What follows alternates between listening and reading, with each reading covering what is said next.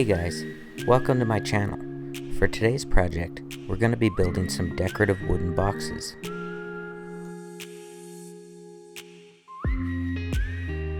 For this first step, all I'm doing is breaking down some live edge lumber I had laying around into 14 to 16 inch lengths. This will be the approximate size of my boxes.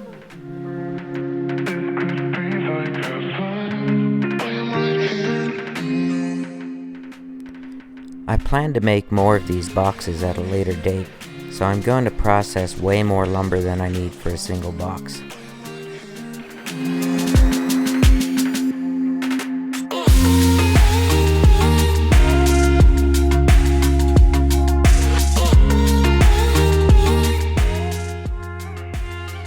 After roughing out a large stack of blanks, I then move over to the jointer to flatten one side.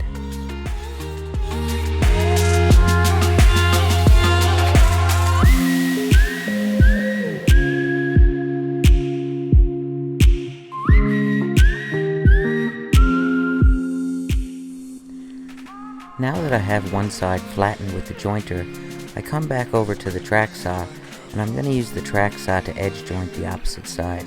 I need two faces 90 degrees to each other in order to cut the pieces down to 3/4 inch thickness on the bandsaw.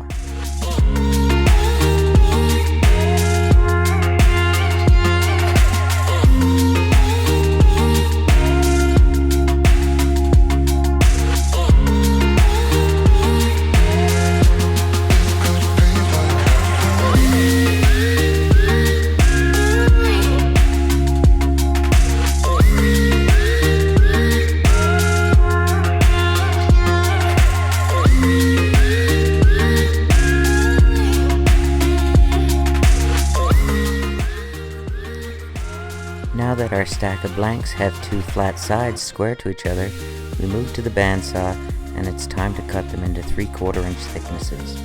They're rough thicknesses, so they still will have to be jointed afterwards.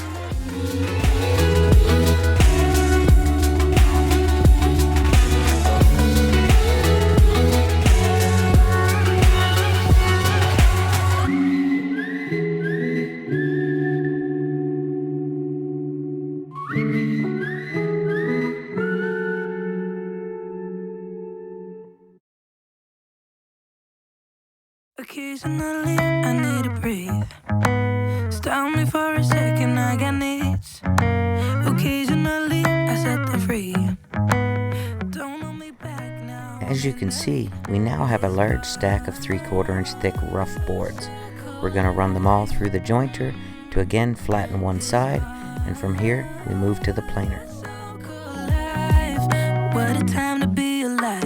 Lately I've been dancing on my own so bravely. Steady steps on the ground. Hate me, but I ain't never coming down. Never coming down. 'Cause lately I've been dancing on my own so bravely. Now they're round on my mind. Hate me, but I ain't never coming down.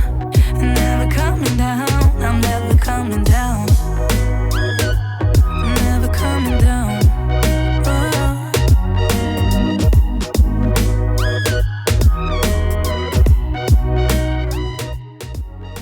Because of the jointer, our 3/4 inch thick boards all have one flat face. We now go to the planer in order to achieve the second flat face.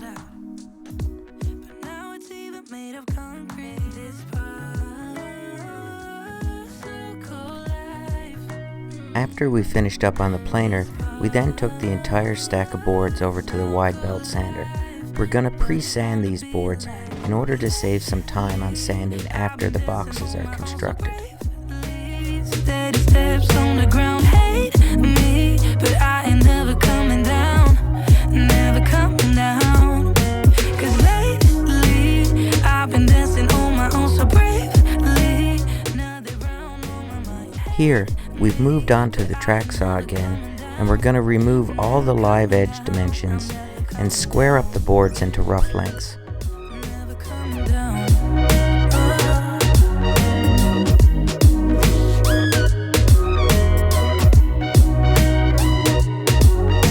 Ooh.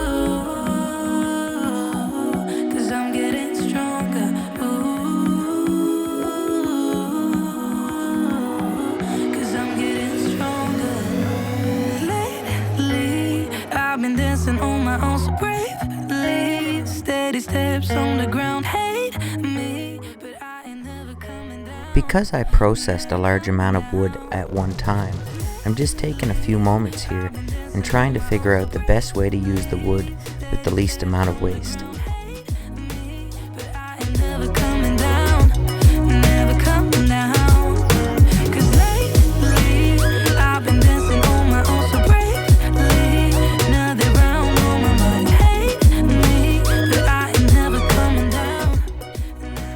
Now that I've finalized my measurements, I'm just cutting everything to final dimensions. Stumbling on the pavement,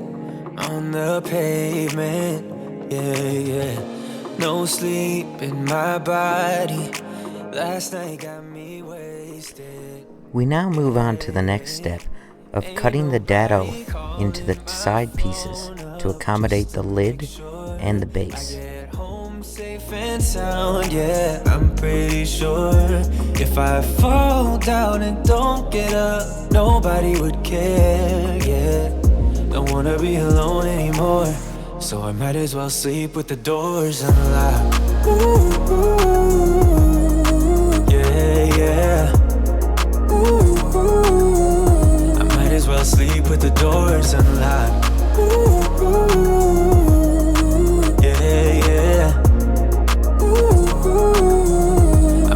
Sleep with the doors unlocked. Headache and sore throat, constantly hungover. Because I intend to have some trim on this box, I had this old piece of walnut laying around I decided to use. Here, I'm just breaking it down into rough lengths.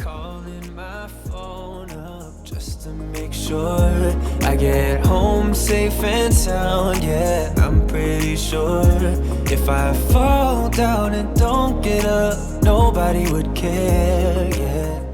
Don't wanna be alone anymore. Now that the strips are cut into rough lengths, I head over to the planer to bring the thickness down to something more manageable, as I don't need a 1-inch thick trim around the box. I might as well sleep with the doors unlocked.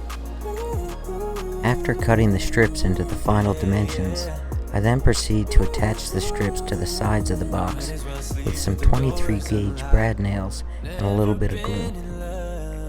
I attach the strips before cutting the 45s because it makes it a little easier and less time consuming to have precise fits. For someone who cares about my needs. Ain't nobody calling my phone up just to make sure I get home safe and sound, yeah, I'm pretty sure if I fall down and don't get up, nobody would care, yeah. Don't wanna be alone anymore, so I might as well sleep with the doors unlocked. Now it's time to cut the 45-degree angles into the sides of the box. Sleep with the doors unlocked. Yeah. I might as well sleep with the doors unlocked.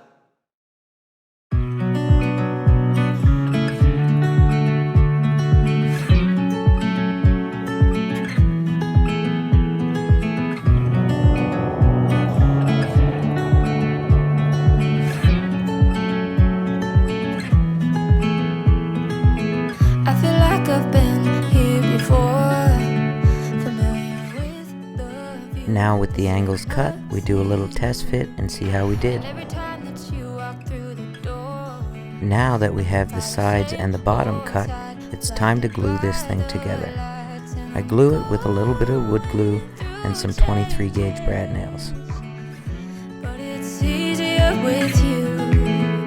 I'm going through changes, and so are you. I live for the moments when you're around me. I know you've got secrets, but I can't keep on. Now with the top, bottom, and sides all ready, I check the top and it looks like it's going to need some final adjustment. So I head back over to the table saw and start trying to bring it in to size for a perfect fit. Stuck in the moment. The final piece of our box is the small piece of walnut that is going to act as a handle. It also finishes the last of the trim around the top perimeter. The side only you can see, and I don't need any other help than you standing by my side, if only for a while. I'm going. With the handle complete, our box is almost done. The walnut around the top is a little thicker than I wanted, so I decided to run it through the saw on its side just to remove a little bit of the thickness. And with that final step, our project is pretty well complete. Here, I'm just seeing how the lid fits. It's looking pretty good. All my corners are tight. All that's left is to decorate the lid and add a little clear coat. It feels wide open, stuck in the moment. And here's what our final project looked like after being decorated with a weed leaf and finished with some lacquer thinner. I want to take this time to thank you guys for watching. I hope you guys enjoyed this video, and please like and subscribe. See you next time.